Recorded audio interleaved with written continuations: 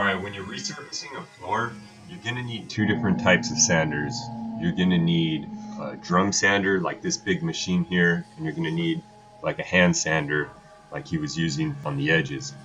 So the middle of the room, basically the whole room, you're going to use this big drum sander for, which we just rented from Home Depot. They have a few different types of sanders there. They have the drum sander. They're going to have this other big disc type sander that turns in a circle. And they're also going to have like a square pad that I believe just vibrates. So you're going to want to use just this drum sander that I'm using here. Don't go rent that disc sander. It's going to kill your legs and leave swirls in the ground, okay? I'm not really sure why or what the reasoning is why people would rent that disc sander. I mean, it comes with wood sandpaper for it, but I just don't really know what the real use for that is. But what you're going to want to use is this one. So it's basically like a belt sander underneath it. And you want to go in the direction of the grain. Always try to go in the direction of the grain with it. And then around the edges, you're going to use that just a hand sander. You can use an orbital one, or you could use that like square one. Whatever you have should work. But to get the rest of the room, you're going to want a bigger machine like this to do it. And what you do is basically just go with the grain and just move your way over across the room, and then you're going to go back and do it again. Try to go in both directions as well. And also, we started off with, I believe, a 60 grit, and then after that we switched to a 80 grit, and then we went to a 120 grit, and we did the whole floor multiple times. Also, you'll see right there towards the right hand corner there, you see that like water stain on the ground. You'll notice in another video, I haven't posted it yet, but subscribe and you'll see that video come up where we're patching the ceiling because it was the paint's all flaking away from years and years of water damage no one had repaired, and it would leak down onto the carpet that was here, because there was carpet here, and it just created this water damage on the wood floor underneath. Now, the owner didn't even know there was this wood floor. Like I said, there was carpet there. We were fixing the ceiling, we were painting all the ceiling and walls, getting it all good to go.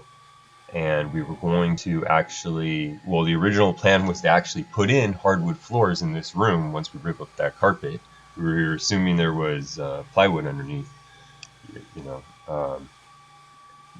and lo and behold, there was floor. But also, let me go back. We were put hardwood floor, then they changed their metal like hardwood. So that was actually what we were going to do. But when we ripped the carpet and found that there was already this nice hardwood floor there, she wanted to keep it. So we're just resurfacing it. And the thing is that those water stains have been there for so long. I mean, I'm thinking many years of rainfall on there. And there was just no way to resurface through it all the way. And I recommended that we could stain the floor like a darker color so that it's not so noticeable, but she just really wanted to do a clear coat on top of it and have that light color floor. So I'm assuming she's going to be putting like a rug or something over top of those areas.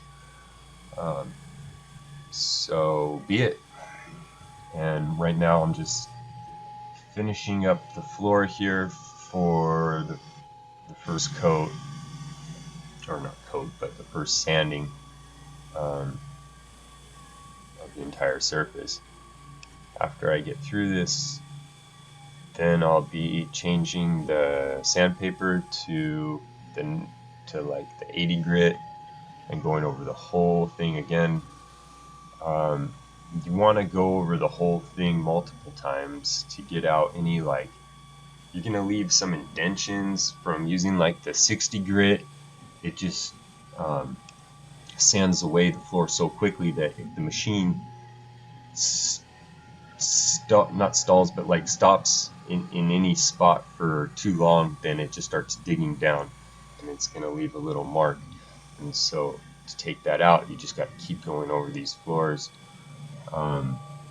multiple times until you get a really smooth, even surface. So that's what we're doing here. Well,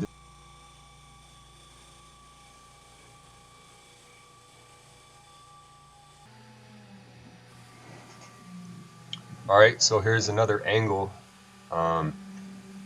Another thing is that for this room, this is a pretty good shot of like the whole room right here for the most part.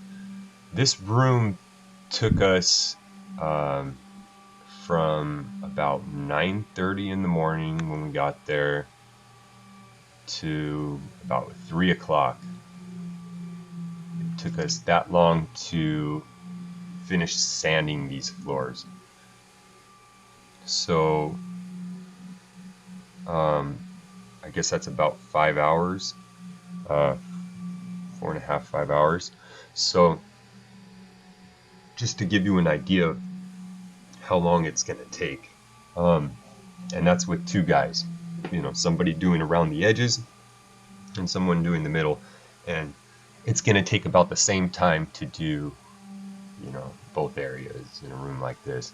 So the whole time I'm sanding here in the middle, he's going around the edges, sanding the edges, and both things take a long time to do, because with that little hand sander, it doesn't sand as quickly as a big sander like this.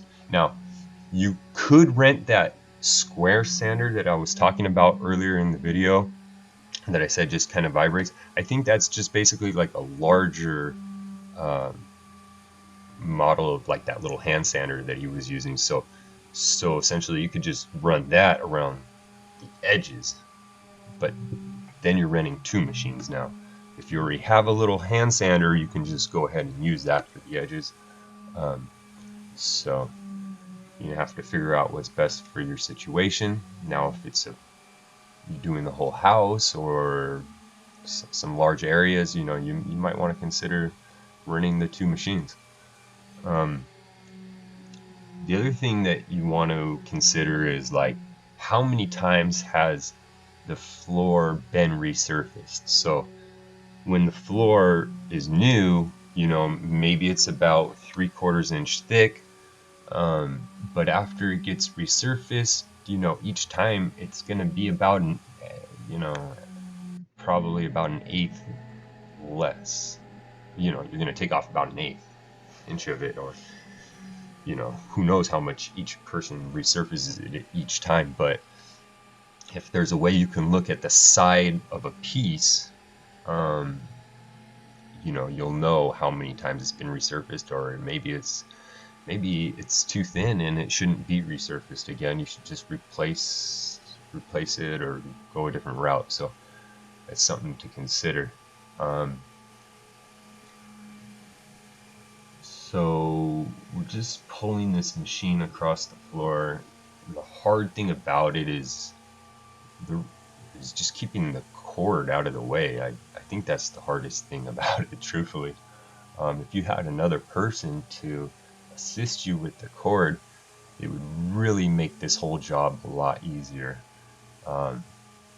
That's just one advice or tip I could say. You probably have less of those little indentions.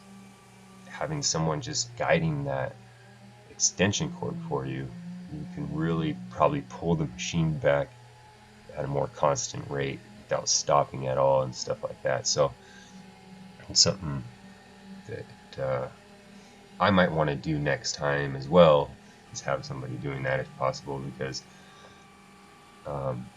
it's just something that was kind of grinding my gears. So another thing is we don't resurface floors every day. You know, we do all general construction, so we're remodeling houses from top to bottom and doing different stuff every day. We do a lot of uh, the same stuff, a lot of drywall work. We're always doing. Here's another angle.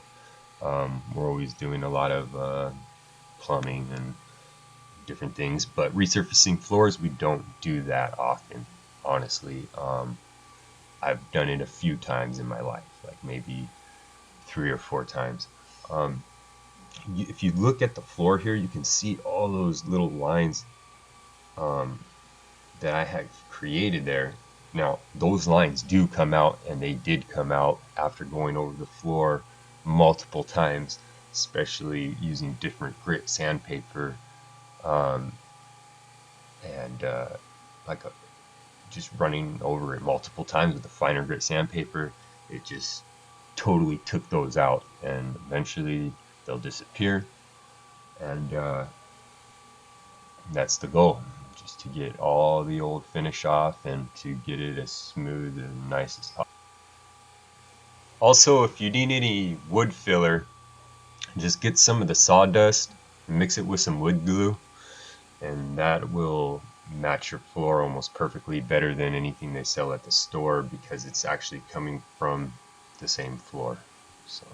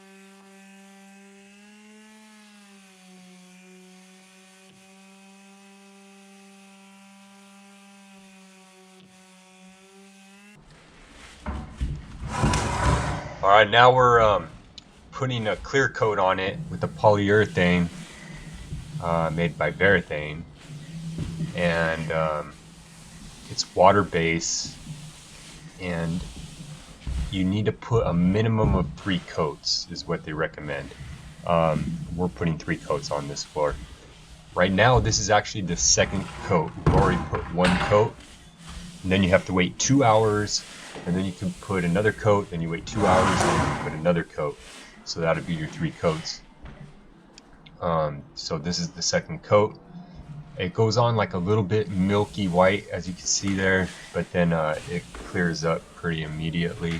What I like to do is keep the bucket just about right on the side of the area that I'm working, so I know where I last stopped at, and then I can move the bucket on over and continue on. And you always want to go again in the same direction as the grain as much as possible. To get the sides, like around the edge, you may have to go in the other direction, like this, to get up close to that wall. But after you've done that, then you want to go back over it and kind of feather into it, going the direction of the grain. So when you're applying it, you basically want to feather it away whenever you're lifting off the floor with your sponge there, to kind of not leave like any of that sealer, like a line of it or anything. You know, you want to make it all just kind of feather out. So one thing that I do is, as I'm pushing out, I on a long run, as I'm kind of pushing out, I lift up at the very end, so it picks it off, and leaves it looking pretty good, just like that. So you don't want to fling any of the stuff and leave drips further out when doing it, so be careful not to go too fast, especially when you have too much on the sponge. But you'll get a feel for it as you do it. It's kind of a lot like painting. When you're rolling paint, you kind of want to do the same thing and feather it out as you're rolling. So it's kind of the same idea as far as that goes. But yeah, you just want to get up along the edges and just make sure you go in a consistent pattern, so that you don't miss any areas.